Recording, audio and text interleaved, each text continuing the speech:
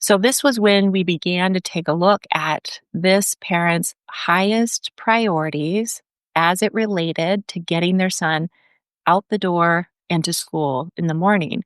And when they took inventory of the priorities that they had for their son in this short period of time in the morning, they realized really quickly it was a really heavy load from a cognitive skill standpoint.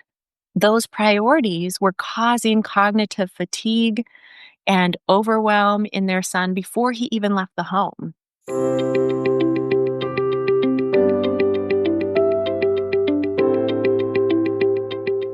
Hi there, and welcome to the Brain First Parenting Podcast. I'm your host, Eileen Devine, and I am a therapist, parent coach, and educator who supports parents that are raising children, teens, and young adults with brain-based differences and challenging behavioral symptoms.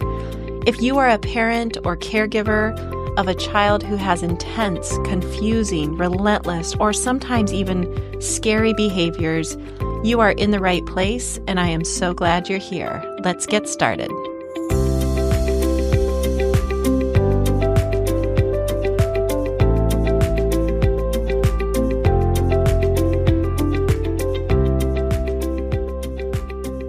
Hello, and welcome back to the Brain First Parenting Podcast. I'm your host, Eileen Devine, and today we are going to talk about our high priorities that we as parents have related to our kids and how these shape the way that we support them and the way that we raise them, and what is different about evaluating our highest priorities for our kids when we have a child who lives with a brain-based difference. I think it's safe to say that these high priorities that we all have as parents and that we should have are tied directly to our deeply held beliefs and our values about what our kids need to thrive and what they need to become more independent as they move into adulthood. So these high priorities could be things like teaching them how to help out around the house and do certain chores to basically take on increased responsibility. Or it may be priorities that are directly tied to them getting an education and doing well in school. So attending school consistently, doing well while they are there. So academically and socially, behaviorally. Maybe it's following through on homework. Those are just a few examples of priorities that many of us as parents hold for our kids. Another area that I hear a lot about as it relates to these high priorities that we as parents have is making sure that our kids, our child, our teenager, our young adult, that they're taking care of themselves. So things like attending to their personal hygiene regularly and consistently, or their dental care, or getting some level of physical activity, spending time outside, having some limits around screen time. All of these are really common high priorities that we as parents have related to shaping and raising and supporting our kids. There's another area that I hear a lot about, and it's about just being a good person and having meaningful relationships. So treating others with kindness, being a good friend, being a thoughtful sibling. Again, all of these are high priorities for many of the parents that I work with, and very good reason. They come from a place of care and concern for your child who you really want to see grow up into this independent, thoughtful, self-sufficient adult. As parents, we should have these priorities. I think it goes without saying, but it's definitely a part of our role that these high priorities reflect, again, your care, your concern for your child, that you want what's best for them, that you want them to grow, again, in their independence and their ability to have increased responsibility over time. So there's absolutely nothing wrong with holding on tightly to these high priorities. And also, here's what I want to encourage you to think about as a parent of a child or a teen or a young adult with a brain-based difference and often tricky or challenging behavioral symptoms related to all of this.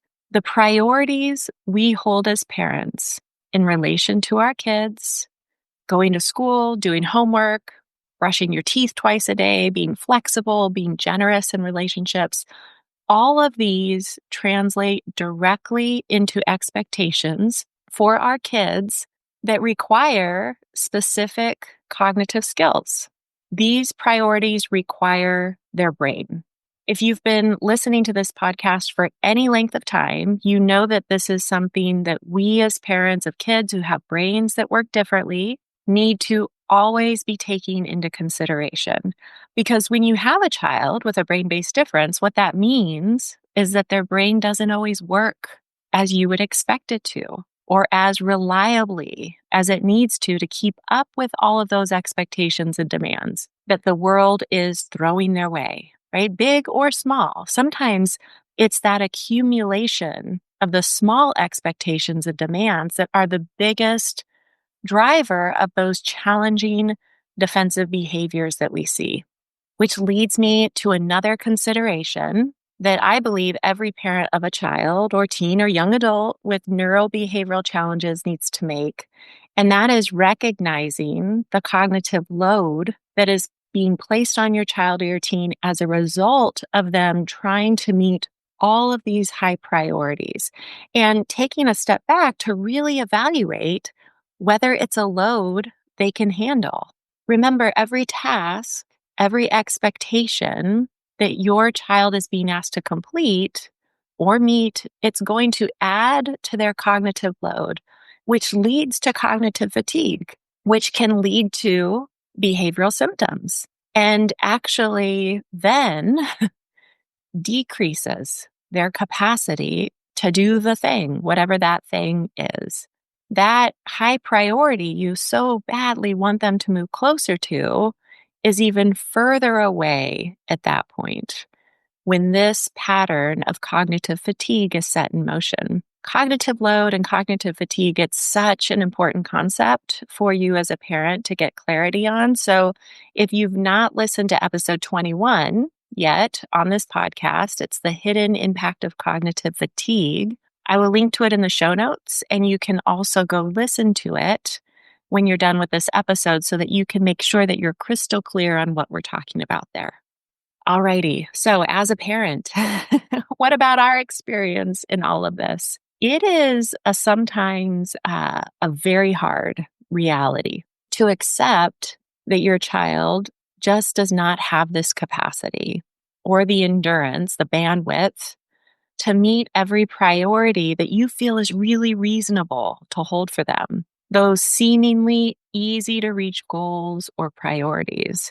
That assumption that it's easy for them is usually because we are basing it on their chronological age, what they should be able to do at their chronological age. And as you know from listening to this podcast, our kids experience uneven development across these cognitive skill domains. So chronological age isn't an accurate measure of whether or not they can handle it or do the thing. So what does this mean for us as parents? Sometimes it does mean setting aside some of your high priorities because you now recognize that it's just not in the cards for your child or your teen or your young adult right now based on how their brain works. Believe me, I know that it is so hard to hear and even harder to put this into action. It often means that we have to make some hard decisions about what we need to set aside for now and then narrow our focus on a few highest priorities. Those that you decide definitely need to be at the forefront, there may be non-negotiables, so they are going to be the focus of your energy and your attention. But you also recognize now that for your child to meet even those few high priorities, it's going to require a whole lot of them. And that's why we narrow it down to a few. When I say a few, the exact number is going to look different for each child, for each parent, for each home. But what I'll say about that is that most parents I work with are still overestimating their child or their teen's capacity and need to reduce even more when they're trying to find this right balance. So start really small, maybe at a place where you feel even slightly uncomfortable with how much you've narrowed your focus. That's probably actually a pretty good place for you to begin. I think it goes without saying that this is one of those spots in this unique parenting journey that you and I share where easing into the acceptance of what is and who your child is, and then shifting your perspective and expectations can be so tough. There's a lot of internal resistance that bubbles up when we are setting aside priorities that are understandably so important to us so that we can focus on those few highest priorities. So, this is important for all of us to be thinking about and evaluating no matter what's happening in our home. But for those of you who have a child with a high amount of defensive behavioral symptoms in your home right now. So, a lot of escalation, a lot of tension, a lot of chaos. It seems like they're constantly on the edge of dysregulation or maybe in dysregulation much of the time. This concept is especially important for you because when I'm working with a parent where that's the current state of their home, this is one of the first things we talk about. And it's taking inventory of their priorities and their expectations for their child, narrowing it way down to a select few. That goal, the goal of doing that, is to provide both the parent and the child with some relief, to bring down the temperature in the home and to allow their nervous system and their child's nervous system to settle. So there's two ways that that process can come about. One is when this evaluation of your highest priorities needs to happen in the moment. So, for example, your high priority, let's say that it's you want them to bathe every day. And this is very important for lots of reasons. You definitely spend a considerable amount of time and energy making sure that they do this on a daily basis. But there's this particular night where your child's school day was especially rough, and you can see they're in a pretty fragile state that particular night. You're seeing more behavioral symptoms than usual. And so you decide in that moment, you know what? Tonight, them bathing, it's not my highest priority. I'm not going to even mention it to them. I'm just going to let it go for tonight. So that's one way that this can look, thinking about it in the moment based on what you're seeing in terms of how symptomatic your child or teen is in that given moment for whatever reason. The other way to go about this is a more systematic and proactive approach. And when I was thinking about this other way to do this, there was one particular client I worked with that came to mind in thinking about this. Now, this is a parent who every day was experiencing World War III level conflict in their home, trying to get their son to go to school. And when I began working with them, their child was going to school very inconsistently, never without a fight. It was never easy.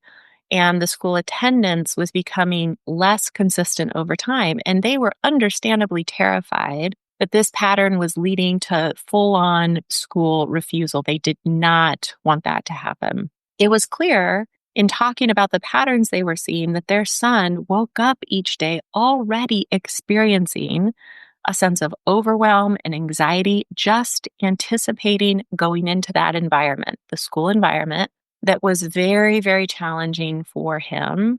From a brain-based perspective, there were not nearly the accommodations in place that he needed. So that was one piece. The parents began working on that with the school. But in the meantime, they wanted him to still be able to make it to school. So this was when we began to take a look at this parent's highest priorities as it related to getting their son out the door and to school in the morning. And when they took inventory of the priorities that they had for their son in this short period of time in the morning, they realized really quickly it was a really heavy load from a cognitive skills standpoint. Those priorities were causing cognitive fatigue and overwhelm in their son before he even left the home. And this was in addition to the stress that was already in his system from anticipating just going into that school environment. So their homework was to narrow down their focus to their top 3 priorities from that entire list of morning expectations and tasks. That was really hard for them, understandably, but it was necessary in order to get their child to school more consistently. So their priorities were that their son get dressed, that seemed pretty essential, that he eat something for breakfast. They knew that was key to him having a good start to his day, and that he take his medications. Another really important piece to give him more capacity to be in that school environment. So that meant that everything else that they asked him to do in that morning routine, that period of time, was either set aside for now, things like brushing his teeth, putting his own lunch into his backpack, making his bed, checking on his own to be sure he had his own work, taking the bus to school. All of that was either taken off the table completely for now, or the parent did it for him entirely, which was the level of accommodations he needed to be able to focus on those three highest priorities: getting dressed, eating breakfast, and taking medications, so that he had a better chance of having the capacity to meet the highest priority of all, which was get out the door and get to school. This was hard for this parent, putting aside especially the priority of brushing the teeth in the morning. That was a real hard one because dental hygiene was such a high priority for this parent, as it should be. So it didn't mean that they didn't have this expectation any longer. It just meant it wasn't going to happen in the morning, which meant that maybe on some days he didn't brush his teeth twice a day, or maybe he brushed it at a different time of day. But here's the important piece that I reminded this parent of. This isn't forever. It was just until they could get into a more predictable routine of successfully getting to school each day and making sure that their son had some capacity to make it into that environment. So the other piece that was really hard for them was that they totally cut out the bus out of the routine in the morning, because it was a really harsh environment for this child from a sensory integration standpoint, also social standpoint, and it did not set him up for success for the day. And that was a regular concern that he would also voice about why he wasn't going to school that day. So this was definitely inconvenient for these parents, because then they had to drive their son to school, which was disruptive to their day and getting their work day started. So I'm definitely aware of how hard and inconvenient and disruptive it can be to put in place what I'm suggesting and do this day to day. But here's the thing. If I didn't speak about this and encourage you to evaluate those high priorities that you hold for your child or your teen from this brain first perspective, that would be setting you up for failure and more resentment. It would only lead to more burnout as a parent, and actually burnout for your child too. So my encouragement to you is to spend some time talking about the different parts of your child's day, thinking about the different parts of your child's day, especially the tricky ones, those ones where you see a lot of behavioral symptoms, and taking a look at the high priorities that you are holding on to for dear life. And from there, spend some time thinking about what it might feel like to, from that list, pick your highest priorities, maybe 2 or 3 to begin, and focus your energy, your accommodations, and your efforts on those highest priorities, giving yourself permission to set aside those others for now until your child has more capacity. Maybe when they are less symptomatic, meaning experiencing less of those defensive, challenging behaviors. You deserve to have more ease and relief in your day, and honestly, so do they. This is one way to move closer to that for both of you. Thanks as always for listening, and until next time, take care. Hey, it's Eileen here, and I have a quick favor to ask of you before we say goodbye for today. There is one simple way that you can support this podcast show, and that is by hitting the follow button on the app where you're listening to the show right now. This year, my number one goal is to reach as many parents as I can who are parenting kids with brain-based differences and challenging behavioral symptoms so that they have access to information that is absolutely essential to understanding their child and experiencing less chaos and devastation in their homes. That is why this show was created. Helping me extend my reach by hitting that follow button on this app will help me more than I can fully articulate. Thank you, and please know that I appreciate it so much.